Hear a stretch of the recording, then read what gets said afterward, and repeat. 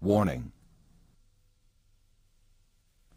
The subject of this film you are about to watch reveals a crucial secret of your life.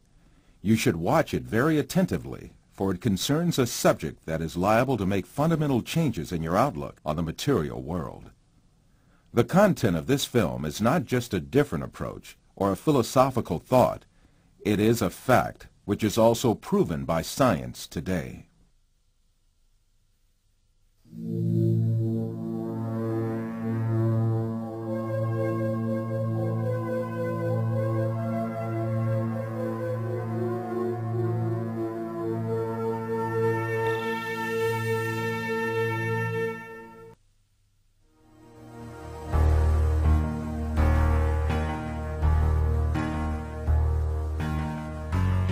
Man is conditioned right from the beginning of his life that the world he lives in has an absolute material reality.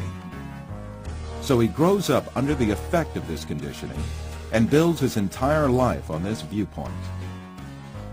The findings of modern science, however, have revealed a completely different and significant reality than what is presumed.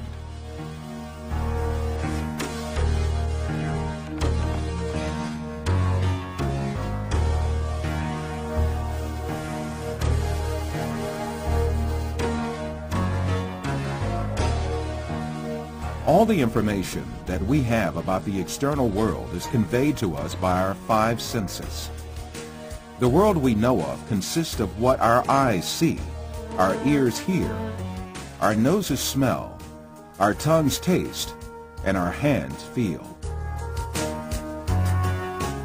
Man is dependent on only those five senses since birth. That is why he knows the external world only the way it is presented by these senses. Yet, scientific research carried out on our senses has revealed very different facts about what we call external world. And these facts have brought to light a very important secret about matter, which makes up the external world.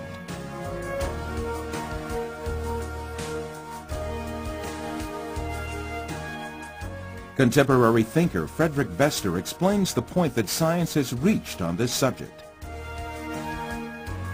Statements of some scientists posing that man is an image, everything experienced is temporary and deceptive, and this universe is a shadow, seems to be proven by science in our day.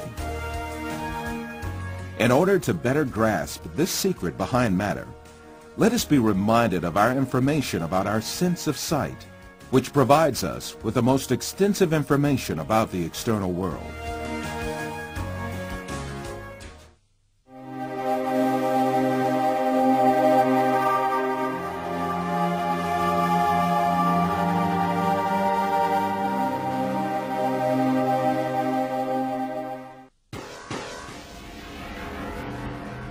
The act of seeing is realized progressively. At the instance of seeing, light clusters called photons travel from the object to the eye and pass through the eye lens, where they are refracted and focus on the retina at the back of the eye. Here, rays are turned into electrical signals and then transmitted by neurons to the center of vision at the back of the brain.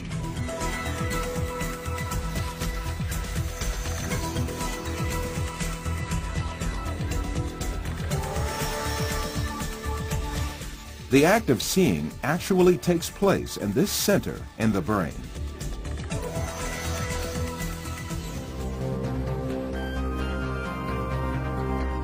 All the images we view in our lives and all the events we experience are actually experienced in this tiny and dark place.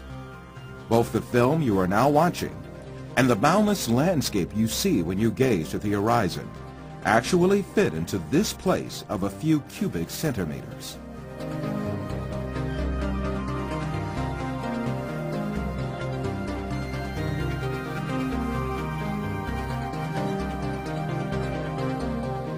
Now, let us reconsider this information more carefully. When we say we see, we actually see the effect the rays reaching our eyes form in our brain by being converted into electric signals.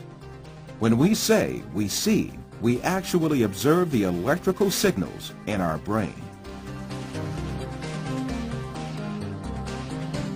By the way, there is another point that has to be kept in mind. The brain is sealed to light, and its interior is absolutely dark. Therefore, it is never possible for the brain to contact with light itself. We can explain this interesting situation with an example. Let us suppose that in front of us there is a burning candle, and we view its light. During this period, when we view the candle's light, the inside of our skull and our brain are in absolute darkness. The light of the candle never illuminates our brain and our center of vision. However, we watch a colorful and bright world inside our dark brain.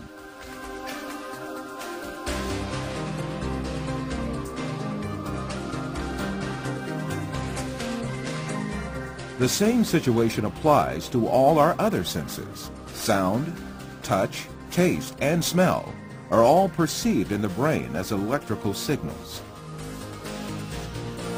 Therefore, our brains throughout our lives do not confront the original of the matter existing outside us, but rather an electrical copy of it formed inside our brain. It is at this point that we are misled by assuming these copies are instances of real matter outside us.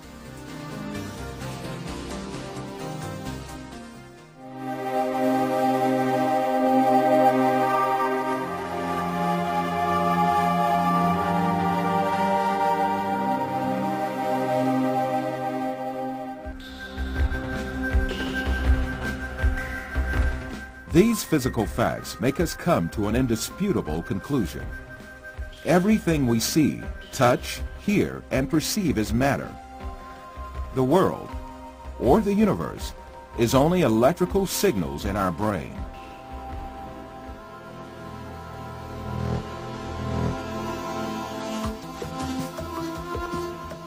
For instance, we see a bird in the external world. In reality, this bird is not in the external world, but in our brain. The light particles reflecting from the bird reach our eye, and there they are converted into electrical signals. These signals are transmitted by neurons to the center of vision in the brain. The bird we see is, in fact, the electric signals in our brain. If the sight nerves traveling to the brain were disconnected, the image of the bird would suddenly disappear. In the same manner, the bird sounds we hear are also in our brain. If the nerve traveling from the ear to the brain was disconnected, there would be no sound left.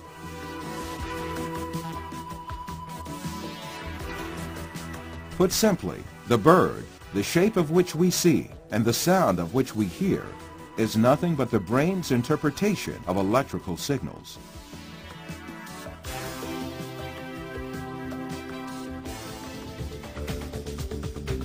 Another point to be considered here is the sense of distance. For example, the distance between you and this screen is nothing but a feeling of space formed in your brain.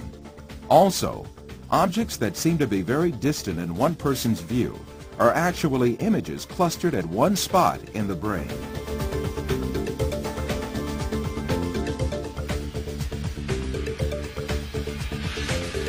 For instance, someone who watches the stars in the sky assumes that they are millions of light years away from him.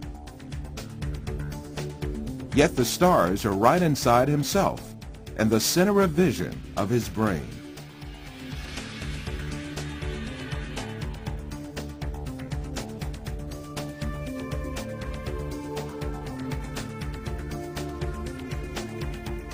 While you watch this film, you are in truth not inside the room you assume yourself to be in.